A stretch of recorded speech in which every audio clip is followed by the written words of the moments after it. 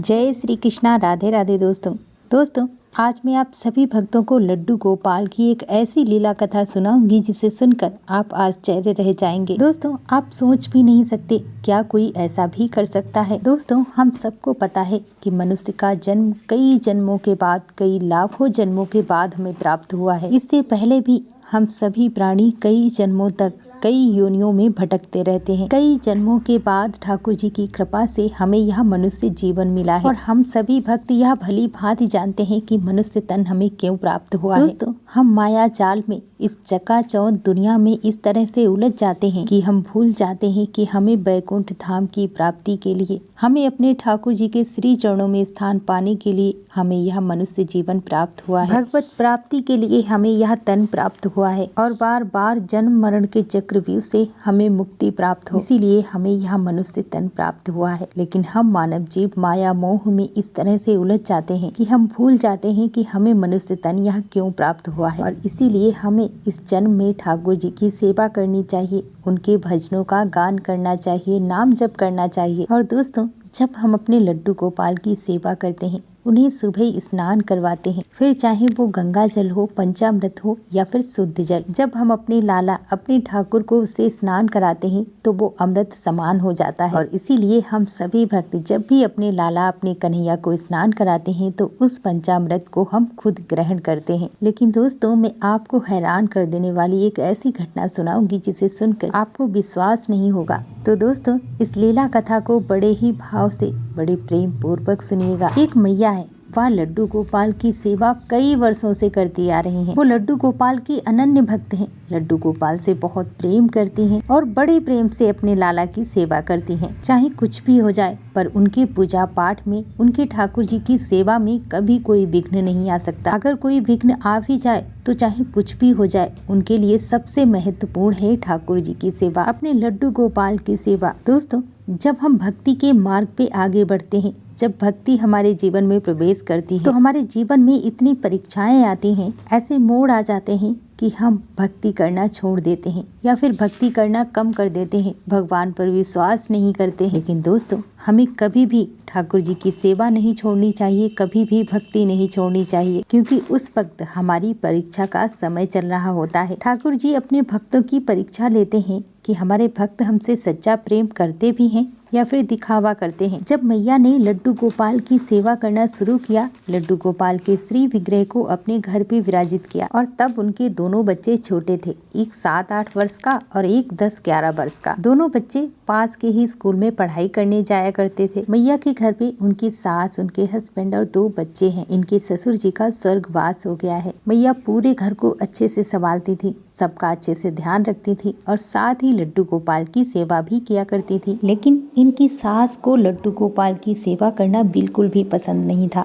वो नहीं चाहती थी कि हमारे घर पे लड्डू गोपाल की सेवा पूजा हो। और उस समय इन मैया की उम्र बहुत ज्यादा नहीं थी, इनके बच्चे भी छोटे ही थे। इसी वजह से इनकी सास इनको हमेशा ताने मारती थी कि अभी तुम्हारी पूजा पाठ करने की उम्र थोड़ी ना है, अभी तेरी उम्र है बच्चों को संभालने की, घर का काम धंधा करने की, घर संभालने की, पूजा पाठ करने के लिए तो सारी उम्र पड़ी है। लेकिन इनका कहना था कि हमारे घर पे अनंत ब्रह्मांड के मालिक स्वयं ठाकुर जी विराजित हैं, तो हमें भला क्या चिंता हो सकती है। मुझे किसी बात की चिंता नहीं है, मुझे सिर्फ और सिर्फ अपने लाला, अपने लड्डू गोपाल की सेवा करनी है। ये ठाकुर जी की अनन्य भक्त थी, ठाकुर जी से बहुत प्रेम करती थी, बड़े प्यार से लड्डू गोपाल की सेवा पूजा किया करती थी। और जब भी यह मैया लड्डू गोपाल की सेवा पूजा करने चाहती तो इनकी सास हमेशा कोई न कोई विघ्न डालती, कभी कोई काम बताती, कहीं कुछ बताती, मतलब ठीक से इन्हें ठाकुर जी की सेवा भी नहीं करने देती थी। लेकिन एक बार इन मैया की सास ने तो हद ही कर दी। जब भी ये भोग बनाती तो वह चुपके से लहसुन प्याज वाला खाना उसमें मिक्स कर देती थी। और जब वो मैया परेशान हो जाती तो अपने लड्डू गोपाल के लिए ड्राई फ्रूट्स, फल रख दिया करती थी। तो इनकी सासू माँ लड्डू गोपाल को भूख ना लग सके इसीलिए ड्राई फ्रूट्स, फल वगैरह भी गायब कर देती थी या फिर वो जूठा कर दिया करती थी जिससे लड्डू गोपाल को भूख ना लग सके। और जब कभी भी ये मैया ठाकुर जी के वस्त्र धुलकर डालती तो इनकी सासू माँ इन्हें ताने मारती कि क्या तुम मूर्ति के कपड़े धो धोकर सारा निरमा, सारा साबुन खराब करती रहती रहती है।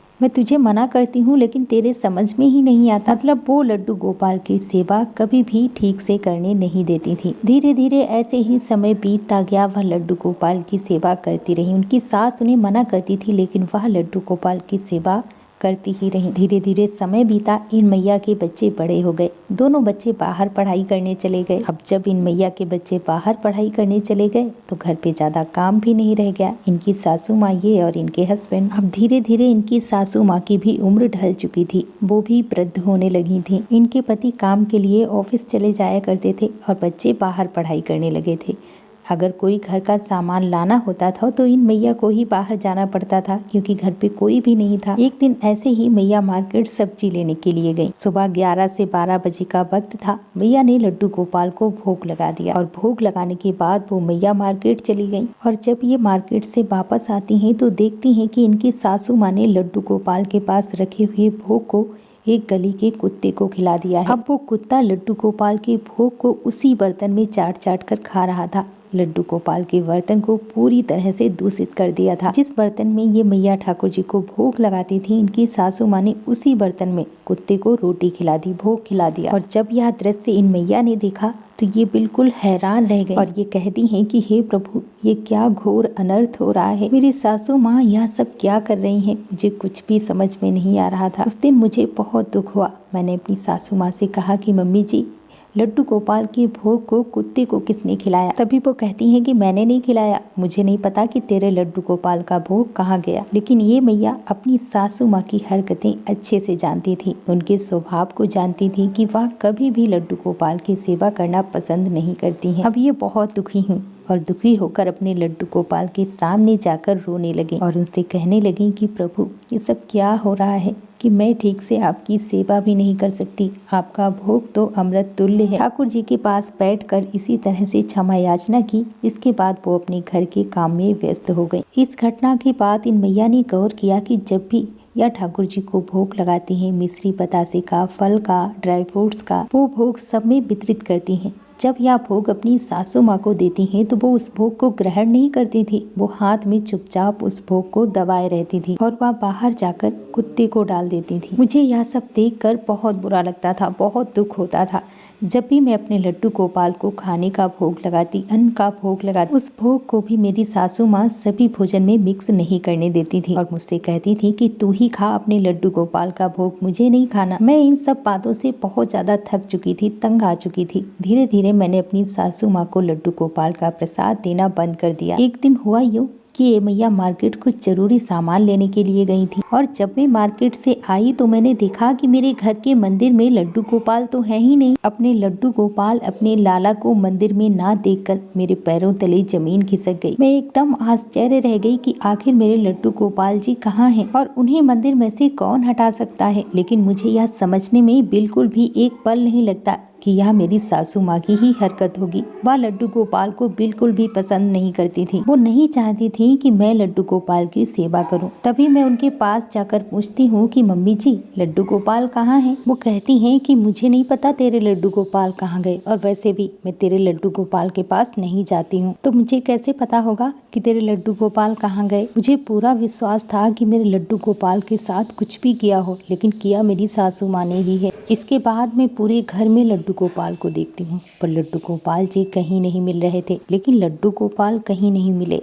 इसके बाद जब इनके पति शाम को आए तो इन्होंने अपने पति को सारी बात बताई कि मैं मार्केट गई थी और सासू माँ ने कैसे लड्डू गोपाल को मंदिर से गायब कर दिया है। इसके बाद मेरे हस्बैंड सासू माँ पे गुस्सा भी करते हैं, मेरे ससुर जी भी उन पर गुस्सा करते हैं कि तुम इतना गिरी हुई कैसे हो सकती हो। अगर तुम्हें लड्डू गोपाल की सेवा नहीं करनी है तो मत करो, लेकिन जो सेवा कर रहा है उसे तो करने दो। इसके बाद इन्होंने 2-4 बातें अपनी सासू माँ से गुस्से में कह भी दी। अब इन्होंने जिद कर ली कि जब तक यह नहीं बताएंगी कि मेरे लड्डू गोपाल जी कहाँ हैं, तब तक मैं घर का कोई भी काम नहीं करूंगी। इसके बाद इन्होंने खाना भी नहीं बनाया, ना ही शाम को किसी ने खाना खाया। घर में एकदम मातम सा माहौल था। अगले दिन भी इन्होंने घर का कोई काम नहीं किया, ना साफ सफाई, ना खाना बनाया, ना नाश्ता बनाया। ये देखकर इनकी सासू माँ हैरान रह गई। कि अगर ये ऐसे करेगी तो कैसे चलेगा, ये तो खाना भी नहीं बना रही है। और इनके ससुर जी ने भी कहा कि तूने जहाँ भी लड्डू गोपाल को रखा हो, जहाँ लड्डू गोपाल को फेंका हो, तो बता दो कहाँ है लड्डू गोपाल, हम तुम्हें कुछ भी नहीं कहेंगे, बस तुम बता दो कि लड्डू गोपाल है कहाँ। लेकिन इनकी सासू माँ नहीं मानी, उन्होंने नहीं बताया कि लड्डू गोपाल जी को कहाँ रखा है। अब धीरे धीरे समय बीतने लगा, ये खाना पीना भी बनाने लगी, काम करने लगी, क्योंकि ऐसे कब तक चलेगा। हस्बैंड भी ऑफिस जाते हैं, ससुर जी भूखे रहते हैं, तो इन्होंने आखिर हार मान ली और ये घर के सारे काम करने लगी। लेकिन इनकी सासू माँ ने बिल्कुल भी नहीं बताया कि लड्डू गोपाल जी कहाँ हैं। लेकिन ये हमेशा रोती थी, हमेशा गुमसुम रहती थी और उनसे प्रार्थना करती थी कि प्रभु आप कहाँ हो, मुझे कुछ संकेत दो, आप जहाँ कहीं भी हो आप मुझे संकेत दो, मैं आपके बिना नहीं रह सकती। ऐसे ही प्रतिदिन यह प्रार्थना किया करती थी। ऐसे ही धीरे धीरे समय बीत रहा था। अब सासू माँ बहुत ज़्यादा बीमार हो गई, उनकी तबीयत बिल्कुल भी ठीक नहीं रहती थी, यहाँ तक कि वो अच्छे से चल फिर भी नहीं पाती थी। एक दिन ऐसे ही ये मैया सो रही थी, इन्होंने स्वप्न में अपने लड्डू गोपाल जी को देखा। इन्होंने देखा कि इनके लड्डू गोपाल जी इनसे कह रहे हैं कि मैया मुझे यहाँ से बाहर निकालो, मेरा दम घुट रहा है। और बार बार लड्डू गोपाल यही कह रहे हैं कि मुझे बाहर निकालो, मेरा दम घुट रहा है। जब ये इस तरह का सपना देखती हैं तो अचानक से इनकी आंख खुल जाती है और ये घबरा जाती हैं। इनको तो पता ही था कि हमारे लड्डू गोपाल जी हमें नहीं मिल रहे हैं। अब इनकी आंखों से आंसू नहीं रुक रहे थे, क्योंकि लड्डू गोपाल जी कह रहे थे कि मेरा दम घुट रहा है, मुझे बाहर निकालो। अब ये अपने सपने की बात अपने हस्बैंड, अपने ससुर जी और सासू माँ को बताती हैं कि मैंने लड्डू गोपाल को इस परिस्थिति में देखा है। मेरे लड्डू गोपाल मुझसे कह रहे हैं कि मैया मुझे बाहर निकालो, मेरा दम घुट रहा है। जब मैं अपने स्वप्न की बात अपनी सासू माँ को बताती हूँ तो वो बिल्कुल आश्चर्य रह जाती हैं। इसके बाद वो भावुक होकर मेरे हस्बैंड और मुझे बताती हैं कि बहू मैंने लड्डू गोपाल के साथ बहुत गलत किया है। तो दिन भर लड्डू गोपाल की सेवा पूजा करती रहती थी ना, इसीलिए मुझे बिल्कुल भी अच्छा नहीं लगता था और मैं तो यही समझती थी कि ये एक मूर्ति है। और इसीलिए लड्डू गोपाल से छुटकारा पाने के लिए कि तू लड्डू गोपाल की सेवा ना कर सके, इसीलिए मैंने लड्डू गोपाल को एक कपड़े में बांध कर ऊपर टाट पर फेंक दिया है। जैसे ही यह इन मैया ने सुना, इनके रोंगटे खड़े हो गए, पैरों तले जमीन खिसक गई कि मेरी सासू माँ भला ऐसा कैसे कर सकती हैं। लेकिन उस समय ये लोग उनसे कुछ भी नहीं कहते, क्योंकि उनकी तबीयत ठीक नहीं थी और वो बुजुर्ग भी हो चुकी थी। इसके बाद इनके हस्बैंड ऊपर अड़ाने पे चढ़ के लड्डू गोपाल को ढूंढते हैं और वो ढूंढते ढूंढते देखते हैं कि इनके लड्डू गोपाल जी कपड़े में बंधे हुए पड़े हैं। जब इन्होंने लड्डू गोपाल को इस स्थिति में देखा, इस तरह से बंधा हुआ देखा, तो इनकी आंखों से आंसू नहीं रुक रहे थे। इन्होंने जल्दी जल्दी उस कपड़े को हटाया और लड्डू गोपाल को अपने सीने से लगाकर बहुत रोई, उनसे क्षमा याचना की, अपनी सासू माँ की तरफ से लड्डू गोपाल से माफी मांगी, उन्हें पंचामृत से स्नान कराया। इसके बाद फिर से अपने ठाकुर जी को अपने घर के मंदिर में विराजित किया और इन्होंने लड्डू गोपाल से कहा कि हे लड्डू गोपाल जी, उन्हें भी सही रास्ता दिखाओ, उन्हें भी भक्ति के मार्ग पे लेकर आओ। इसके बाद इनकी मैया धीरे धीरे स्वस्थ होने लगी और जब वह ठीक होने लगी तब ये मैया जब भी आरती किया करती थी तो इनकी सासू माँ भी ठाकुर जी की आरती में शामिल होती थी, लड्डू गोपाल की आरती किया करती थी। और लड्डू गोपाल की कृपा कुछ ऐसी हुई कि उन्होंने कहा कि मुझे भी एक तुलसी की माला ला कर दो, मैं भी अपने लड्डू गोपाल के मंत्रों का जप किया करूंगी, मुझे भी अपनी गलती का पश्चाताप करना है। मैंने लड्डू गोपाल के साथ कहीं न कहीं बहुत गलत किया है, इसके लिए वह लड्डू गोपाल से क्षमा भी मांगती थी। अब इनके घर में सब मिलकर लड्डू गोपाल की सेवा पूजा करते हैं। जब भी सुबह शाम इनके घर पे लड्डू गोपाल की आरती होती है तो उस आरती में इनकी सासू माँ, ससुर जी, हस्बैंड सभी शामिल होते हैं। अब कहीं ना कहीं इनकी सासू माँ को भी यह विश्वास हो गया है कि लड्डू गोपाल साक्षात होते हैं, वो कोई मूर्ति नहीं है,